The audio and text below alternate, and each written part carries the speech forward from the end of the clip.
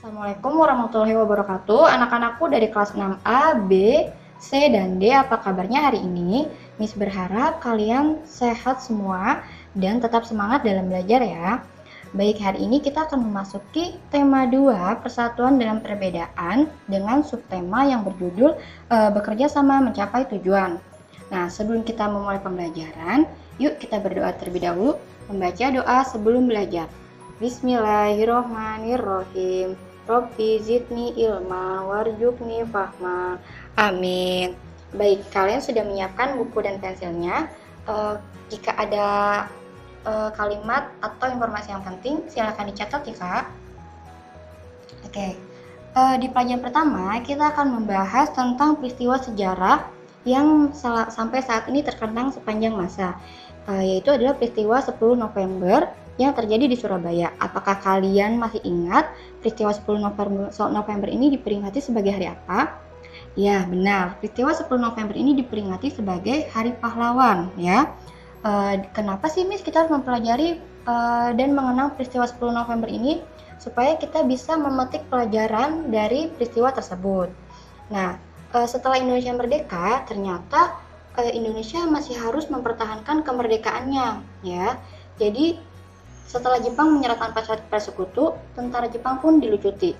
Rakyat Indonesia beserta para pejuang juga melucuti senjata para tentara Jepang. Nah, akhirnya timbullah pertempuran-pertempuran yang makan banyak korban, ya. Kemudian di tanggal 15 September, tentara Inggris mendarat di Jakarta. Kemudian tanggal 25 Oktober mendarat di Surabaya. Ternyata tidak sembarangan tentara Inggris ini mendarat di Indonesia. Mereka punya dua misi, ya. Misi yang pertama yaitu tentara Inggris ingin membebaskan tawanan yang ditahan oleh Jepang serta memulangkan tentaranya ke negara asal mereka, yaitu di Jepang. Kemudian mereka juga ingin melucuti senjata tentara Jepang. Misi yang kedua yaitu ingin mengembalikan Indonesia kembali ke penjajahan Jepang. Jadi tentara Inggris ini berharap Indonesia dikuasai oleh Belanda lagi. Nah, tapi hal ini akan memicu perlawanan arek-arek Surabaya. Nah, kemudian tanggal 1 September ini, pemerintah Indonesia memerintahkan untuk mengibarkan bendera merah putih di seluruh penjuru Indonesia. Nah, tapi salah satunya di Surabaya itu dikibarkan bendera Belanda, di mana di sebuah hotel bernama Hotel Yamato ini dia berkibar bendera Belanda. Nah, akhirnya memiculah perlawanan yang memakan banyak korban, ya, antara pasukan Inggris dengan para pejuang dan rakyat Indonesia.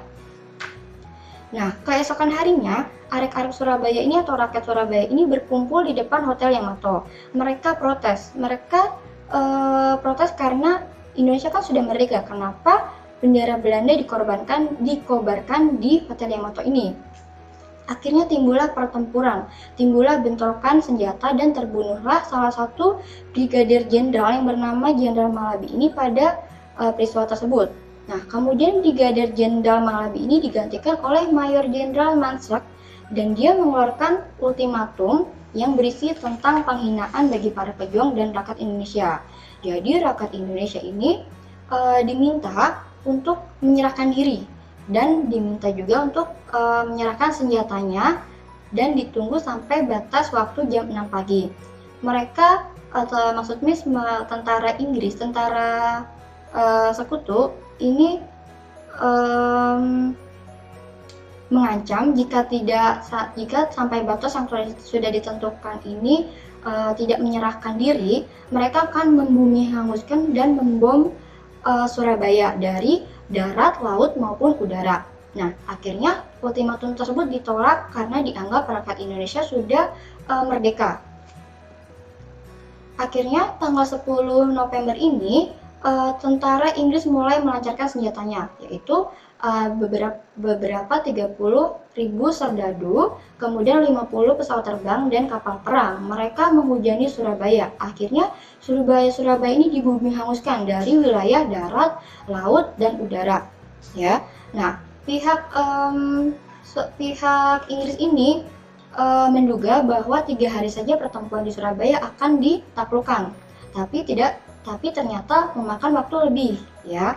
Karena apa? Karena ternyata Indonesia ini kuat, Indonesia ini saling bersatu. Nah, tokoh masyarakat seperti Kiai Haji Ashari, kemudian Kiai Haji Wahab Hasbullah, serta yang lainnya, dia meminta santri mereka untuk ikut berjuang melawan tentara Inggris, ya. Kemudian mereka meminta para santrinya untuk melawan tentara Inggris. Selain itu ada juga Bung Tomo yang membakar semangat pemuda untuk melakukan perlawanan. Jadi selain ini, Bung Tomo juga meminta pemuda Indonesia untuk ikut melawan tentara Inggris. Nah, akibatnya perlawanan ini memakan banyak korban, ya. Perlawanan ini juga memakan waktu yang tidak singkat. Jadi memakan waktu sebulan. Akhirnya banyak korban berjatuhan, banyak rakyat yang berguguran di medan perang. Nah, kemudian tanggal 10 November ini diperingati sebagai Hari Pahlawan. Nah, pertempuran Surabaya ini mengajarkan kepada kita bahwa ternyata kita harus bersatu, ya, melawan penjajah. Nah, kemudian kita akan masuk ke dalam bahasa Indonesia. Nah, pada pertemuan ini kita akan membahas tentang kalimat efektif. Kenapa sih, Miss, kita mempelajari kalimat efektif? Kalimat efektif ini banyak kita akan pelajari, banyak juga digunakan dalam menulis kalimat. Apa sih, Miss, yang dimaksud dengan kalimat efektif? Kalimat efektif ini adalah susunan kata yang mengikuti kaidah kebahasan secara baik dan benar. Ada syarat-syarat tertentu untuk membuat kalimat efektif. Nah, syarat yang harus dipenuhi ada 4. Yang pertama adalah sesuai dengan kaidah yang disempurnakan. Artinya, kamu harus memperhatikan tanda baca, kemudian menggunakan ejaan yang benar, menggunakan kata baku yang baik juga. Kemudian sistematis, artinya terstruktur, terdiri dari subjek, kemudian predikat, objek, dan keterangan. Kemudian tidak boros kata dan bertele-tele. Di sini dimaksudkan tidak menghambur-hamburkan kata. Kemudian tidak bermakna ganda, artinya dia tidak memiliki arti yang sama dalam satu kalimat. Nah, hal pertama yang harus kita perhatikan adalah kesepadanan struktur, yaitu meliputi terdapatnya subjek boleh banyak tetapi tidak boleh ganda, dan predikat serta penggunaan kata depan dan kata sambung, ya. Contohnya begini, misalkan adik demam sehingga adik tidak dapat masuk sekolah. Ini kan adiknya ada 2, jadi kita hilangkan saja, kita pakai subjeknya di depan. Adik demam sehingga tidak dapat masuk sekolah, ini lebih efektif. Kemudian yang harus diperhatikan kembali dalam menyusun kalimat efektif adalah kehematan kata, ya. Jadi kehematan kata ini dimaksudkan untuk ringkas, tidak bertele-tele, tidak menyusun kata-kata yang bermakna sama di dalam sebuah kalimat. Ya, contohnya begini. Para siswa sedang mengerjakan soal ujian. Ini tidak efektif. Yang efektifnya adalah siswa-siswi sedang mengerjakan soal ujian. Kemudian yang berikutnya harus kita perhatikan adalah ketegasan makna. Ketegasan makna ini maksudnya adalah meletakkan keterangan di awal kalimat untuk memberi penegasan. Artinya, tidak semuanya subjek harus diletakkan di awal. Untuk kasus tertentu, misalkan untuk kalimat perintah, kalimat anjuran, dan kalimat larangan, boleh meletakkan predikat di awal kalimat. Misalkan begini, dan menggunakan partikelah. Misalkan begini, kamu sapulah lantai rumah agar bersih. Ini tidak efektif. Yang efektif, sapulah lantai rumahmu agar bersih. Ini lebih efektif, menggunakan atau ditambahkan partikelah. Kemudian yang berikutnya adalah kelogisan kalimat. Ini di sini membuat kalimat dengan ide yang mudah dimengerti dan masuk akal. Artinya, kamu harus membuat kalimat. Maksudnya jika kamu akan membuat kalimat, kamu diharuskan membuat kalimat yang mudah dipahami oleh pembaca atau pendengar. Misalkan, ini ada contoh, kepada Bapak Kepala Sekolah, waktu dan tempat kami persilahkan. Ini tidak efektif. Yang benar, Bapak Kepala Sekolah dipersilahkan menyampaikan pidatonya sekarang. Itu lebih efektif. Nah, kita sudah membahas tentang bagaimana rakyat Indonesia mempertahankan kemerdekaannya. Nah, selain manusia, makhluk hidup lainnya seperti tumbuhan dan hewan juga melakukan atau memiliki cara untuk bertahan hidup yang disebut dengan adaptasi. Ulang kembali, adaptasi ini adalah upaya mempertahankan hidup dalam lingkungan tempat tinggalnya yang dilakukan secara alami oleh semua makhluk hidup. Jadi hewan dan tumbuhan juga mempertahankan hidupnya dan bisa beradaptasi dengan lingkungan. Nah, ini ya, adaptasi yang pertama kita bisa lihat, ini adalah bentuk adaptasi secara morfologi. Artinya bentuk adaptasi ini mampu kita lihat oleh mata sendiri. Contohnya adalah paruh itik. Paruh itik ini memiliki paruh panjang, pipi, dan kemudian dia punya alat penyaring di bagian mulutnya untuk mencari makan di tempat yang berair dan berlumut. Makanya itik habitatnya senang sekali di daerah yang berair atau yang tergenang air. Kemudian adaptasi yang kedua selanjutnya adalah paruh elang. Nah, elang ini kita bisa lihat memiliki ciri-ciri paruh yang tajam dan kuat serta runcing dan agak membengkok. Tujuannya untuk apa? Untuk menggoyak-goyakkan makanannya, yaitu daging, ya. Kemudian selain elang, ada juga burung hantu yang memiliki paruh seperti ini. Selanjutnya adalah paruh burung pipit. Nah, dia memiliki ciri-ciri yaitu paruhnya pendek dan kokoh untuk memecah biji-bijian. Selain pipit juga ada di antaranya yaitu burung nuri, memiliki ciri-ciri yaitu paruh pendek, tebal, dan runcing. Kemudian burung pelatuk. Nah, burung pelatuk ini biasanya dia senang sekali mematuk-matukkan paruhnya untuk mencari makan supaya tetap bertahan hidup. Dia memiliki ciri-ciri yaitu bentuk paruhnya runcing, kokoh dan panjang untuk mematuk pohon yang lapuk dan dapat menangkap serangga. Kemudian beberapa di antaranya ada burung walet yang memiliki bentuk paruh yang sama seperti paruhnya kecil, agak panjang untuk menangkap serangga yang terbang. Nah, next di sini ada paruh pelikan. Wah, ini beda sekali ya dengan burung-burung yang lain. Nah, paruh pelikan ini dia memiliki sebuah kantung, di mana kantung ini fungsinya untuk menciduk ikan atau menangkap ikan, ya. Jadi paruh pelikan, maksudnya burung pelikan ini dia adaptasi atau senangnya itu di wilayah perairan, ya, di wilayah air. Kemudian burung ini memiliki juga paruh yang panjang serta bergerigi untuk menangkap ikan yang bertubuhnya licin seperti burung camar juga, kemudian burung raja udang. Nah, kemudian ada lagi yang namanya paruh burung kolibri. Nah, burung kolibri ini banyak sekali membantu tanaman untuk menyerbukan tanamannya, membantu penyerbukan ya, untuk menghasilkan keturunannya. Nah, paruh kolibri ini memiliki bentuk yaitu panjang, runcing, kecil, serta melengkung untuk menghisap sari-sari bunga. Selain paruh burung kolibri ini, ada juga burung yang memiliki ciri yang sama seperti burung madu merah. Selanjutnya ada paruh gajahan. Nah, kita bisa lihat dia paruhnya itu panjang, runcing, dan melengkung untuk mencari cacing di dalam tanah, ya. Contohnya ini burung gajahan. Kemudian, selain bentuk paruh, ada juga bentuk adaptasi makhluk hidup berdasarkan bentuk kakinya. Nah, ini kita bisa lihat di sini adalah kaki pemaksa.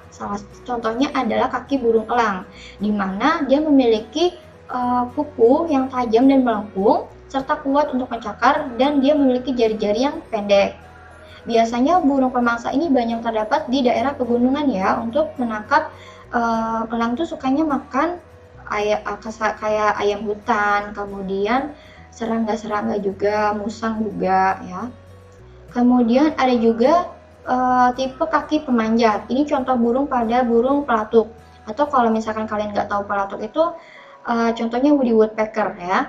Ini dia memiliki jari-jari terdiri dari 4, kemudian 2 jari di depan dan 2 jari di belakang. Untuk apa? Untuk memanjat pohon ya. Kemudian ada yang selanjutnya ada burung petengger. Burung petengger ini memiliki jari-jari yang panjang, bisa kita lihat di sini. Kemudian telapak kakinya juga datar karena apa? Dia itu untuk bertengger di ranting pohon. Contohnya burung kutilang dan kenari. Selanjutnya ada tipe kaki perenang. Ini bisa kita lihat kaki pada itik ya. Itik, kemudian angsa. Dia itu jari kakinya ini berselaput ya. Hidupnya dia senangnya di daerah yang air atau berlumpur. Nah, tipe kaki perenang ini dia ini senang sekali berenang, maksudnya mencari makannya dengan cara berenang. Selanjutnya yaitu ada pejalan kaki. Nah, bisa kita lihat, ini bisa kita temui dalam sehari-hari, contohnya pada ayam. Dia ini memiliki ciri-ciri 3 jari kaki menghadap ke depan dan 1 jari kaki menghadap ke belakang. Selain ayam, ada juga burung unta yang memiliki kaki tipe pejalan seperti ini. Nah, selain hewan dan tumbuhan, manusia juga harus mempertahankan hidupnya. Nah, salah satunya itu adalah peristiwa Bandung Lautan Api. Nah, sesudah Indonesia merdeka, ternyata Indonesia juga masih harus mempertahankan kemerdekaannya, ya. Salah satu peristiwa yang dikenang atau peristiwa yang kita kenang sampai saat ini dan masih diabadikan adalah peristiwa Bandung Lautan Api. Jadi pada bulan Oktober 1945, tentara Sekutu itu memasuki kota Bandung yang saat itu berlangsung pemindahan kekuasaan. Banyak kantor-kantor penting yang dijajah pada tentara Sekutu. Nah, kemudian tanggal 21 November, Sekutu membacakan ultimatum pertama agar Bandung Utara dikosongkan. Ternyata pada saat itu Bandung itu terbagi menjadi 2 wilayah, yaitu Bandung Utara dan Bandung Selatan. Nah, di sini rakyat berontak, rakyat tidak setuju dan rakyat menolak. Akhirnya dilakukan perlawanan yang melawan tentara Sekutu, tetapi rakyat Indonesia kalah. Akhirnya Bandung Utara dikuasai oleh Sekutu. Kemudian pada tanggal 23 Maret, Sekutu mengeluarkan ultimatum lagi yang berisi untuk mengosongkan Bandung Selatan, ya. Tetapi tidak semudah ini. Bandung Selatan dikuasai. Ada beberapa tokoh yang mempertahankan Bandung Selatan, ya. Di antaranya adalah Arji Kartawinata, Surya Dharma, kemudian Kolonel Abdul Haris Nasution. Mereka bermusyawarah dan sepakat untuk mengusirkan rakyat Indonesia, rakyat Bandung, ya, tapi tidak menyerahkan Bandung secara utuhnya kepada musuh. Mereka mengusirkan rakyat keluar Bandung supaya apa? Agar Bandung ini di bumi hanguskan, ya. Sebelum meninggalkan Bandung, para tokoh pejuang seperti Arji Kartawinata dan Kolonel Abdul Haris ini, mereka melemparkan dan meminta rakyat untuk bersatu untuk melemparkan serangan ke markas Sekutu. Kemudian yang berhasil membumi hanguskan kota Bandung. Nah, tapi alhamdulillahnya rakyat Bandung ini kan sudah diungsikan. Jadi yang hangus itu adalah kotanya, bukan rakyatnya. Nah, kemudian rakyat juga banyak yang membakar rumah mereka. Sekitar ada 200 rumah yang terbakar. Kemudian peristiwa ini disebut sebagai Bandung Lautan Api dan dikenang dengan lagu Halo Halo Bandung. Nah, kita juga jangan mau kalah ya untuk mempertahankan kemerdekaan. Kita bisa mempertahankan kemerdekaan Indonesia dengan cara belajar supaya kita tidak dijajah oleh negara lain. Nah, kemudian tidak hanya pejuang saja yang memiliki sejarah, tetapi tarian juga ya yang berasal dari Sumatera Barat ini memiliki sejarah. Contohnya adalah tari indang atau tari bandinding. Tari bandinding ini tarian ini berasal dari nama alat musik yang ditepuk seperti sorbanat, tapi ukurannya kecil. Nah, menurut beberapa versi itu tari indang itu merupakan campuran antara budaya Melayu dengan budaya Islam pada masa penyebaran agama Islam. Kemudian tarian ini kemudian diperkenalkan oleh Syekh Burhanuddin yang itu adalah seorang ulama Pariaman sebagai salah satu media dakwah. Dan di beberapa daerah Minang sering menyuguhkan tarian ini sebagai upacara peringatan wafatnya cucu Nabi Muhammad pada setiap tanggal 10 Nabi Muharram. Nah, tarian ini juga berjumlah 7, 9, 11, dan 13, yaitu yang berjumlah ganjil. Nah, ini kita bisa lihat, para penari indang ini disebutnya adalah anak indang, ya. Nah, baik, sampai di sini saja pertemuan kita hari ini. Untuk lebih memahami pembelajaran ini, kalian bisa mengerjakan latihan pembelajaran 1 dan 2 ya, di halaman 70. Itu membuat pertanyaan dengan menggunakan adik Simba, seperti apa, di mana, kapan, siapa, mengapa, dan bagaimana. Kemudian halaman 81 dan 83. Miss akhiri dulu pembelajaran hari ini. Jika ada yang ingin ditanyakan, silakan kalian menghubungi wali kelas masing-masing ya. Kita akhiri pembelajaran ini dengan mengucap alhamdulillah. Wassalamualaikum warahmatullahi wabarakatuh.